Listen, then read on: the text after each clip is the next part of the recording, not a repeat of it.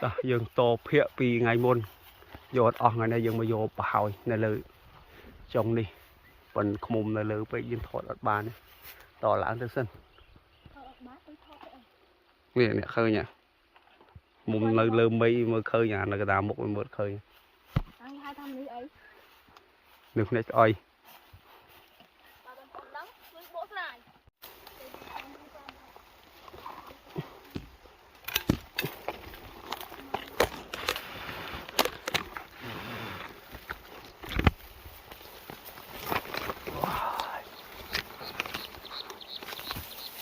không đâu biết đâu không trồng ba đằng ngày muốn đâu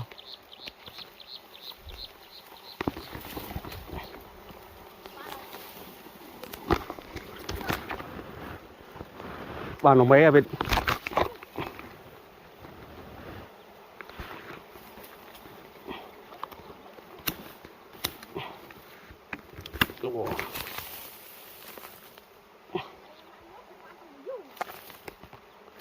dạ này còn bộ bạch cho cho tôi lấy mấy đứa đó bên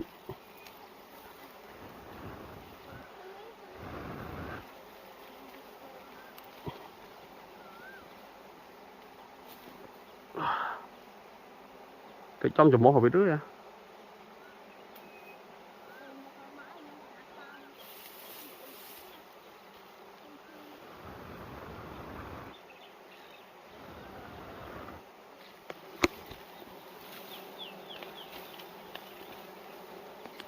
rồi lá mà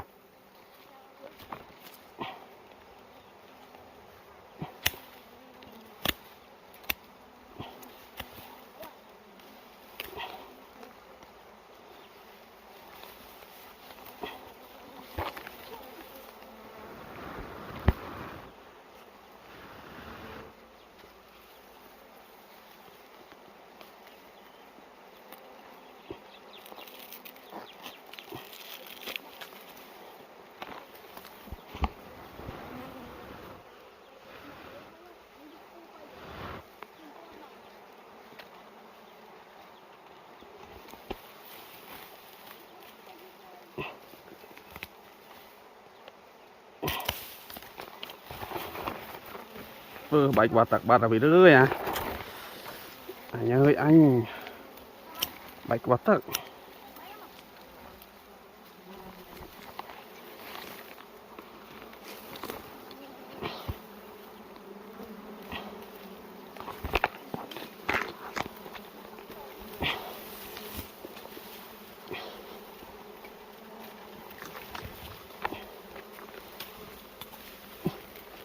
hãy áo tiền ở chủ thế vậy khơi dẫn đây rồi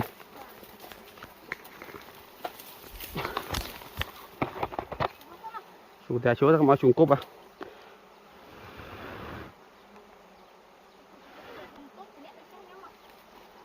chạy đi cây thì anh cúp với mình ăn lột đi nào vậy trời kìa thấm mà biết được này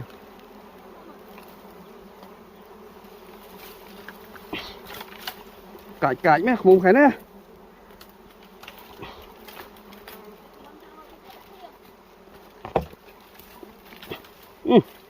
bậy qua tắc tới chứ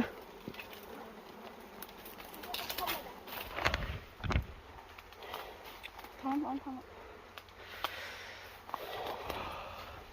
lang vô cũng chỉ lọ lang vô chỉ chịu bao nhiêu mời ngày lơ cái xù rồi mà trời ơi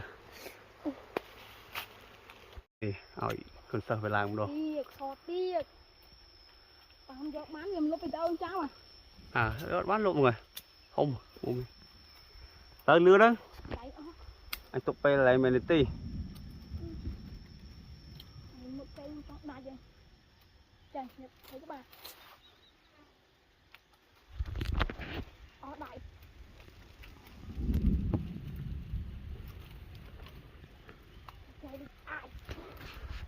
cắt đuổi anh sẽ thà thầy ai cắt chong mau mày nghe mà nhóm gió bán không nhóm mà gió bán mua mày này ô cái đèn nữa mà cái đèn cắt bom toán vui không bao thế mà anh ơi.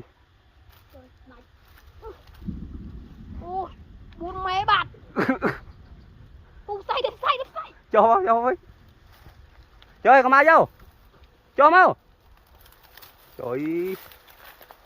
Chọc bạt à vịt. Đấy, cho không ấy. Cho không có mấy đó. Khá nè, cái đám mục.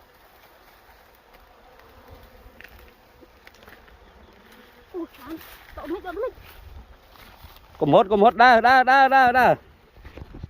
Cho vào còn sao em vô một bán luôn nè. Đánh tay cho mình lớn cháu bây giờ cháu toàn. Đây là buồn mẹ nè. Con nè, bạch. Bạch. Tôi đã xanh tôi nhau. Một cái hơi lẽ nhá. Mình nào xài túi ấy đang vô tôi bỏ trò nào mày.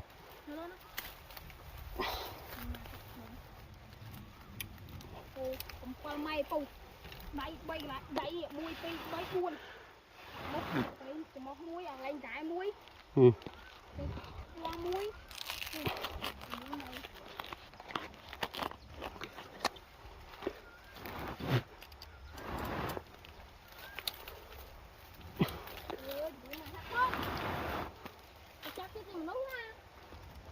Biết tay dày rồi đó bị ngọt rồi.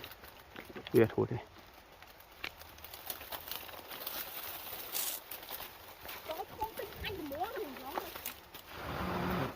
Dục bùm on được bùm tích đi anh đại số một đại.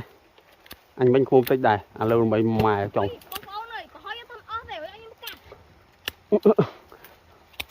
Khối giờ.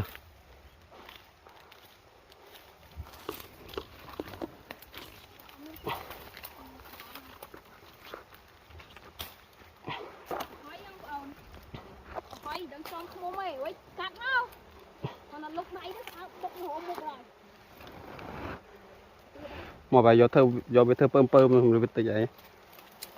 Này.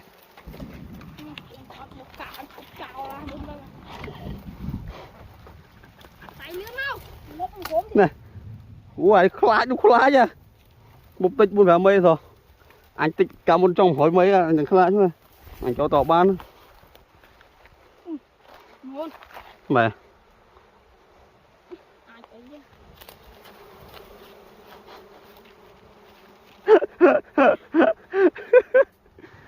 Ơi. Mời 1/2 nè. Cho ông ấy ban khử mùi. Không tụi ngọt nhung lên nằng. Mà tập phép on luôn anh. Tôi cú. Một phần này anh bị bắt rồi. Anh ấy tích con sao không? Ngày khói với anh tích với tiền.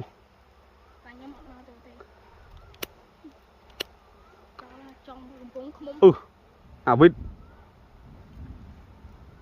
Mà này một mẹ vịt. Xem bạn. Cám toàn hòn.